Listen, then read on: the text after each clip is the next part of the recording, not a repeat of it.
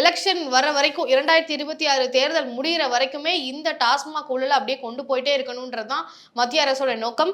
இப்போ அரவிந்த் கெஜ்ரிவால் வந்து எப்படி சிறையில் அடைச்சாங்களோ அந்த மாதிரியான ஒரு பிளானிங் தான் தமிழ்நாட்டிலையும் வந்து செய்ய முனைப்போட இருக்காங்கன்னு ஒரு குற்றச்சாட்டை வைக்கிறாங்களே. ஆமாம், தமிழ்நாட்டை பொறுத்த வரைக்கும் இடி, ஐடி, சிபிஐ, ஐபி எல்லாமே அரசியலுக்காக பயன்படுத்தப்படுகிற ஒரு துருப்புச்சீட்டு தான்.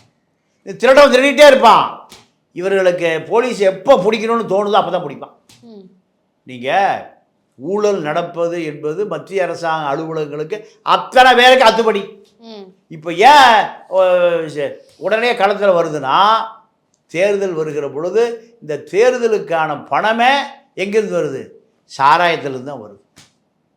சாராயத்திலிருந்து வரக்கூடிய பணம் தான் வாக்காளர்களுக்கு பணமாக போகும்போது, போதையில் சாராயமாக போகுது.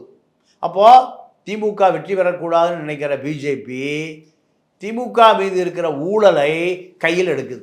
ஊழல் இல்லாமல் கையில் எடுக்க முடியாது. பிஜேபி பொறுத்த வரைக்கும் அத்தனையை கண்காணித்து கொண்டே இருப்பார்கள். நீங்கள்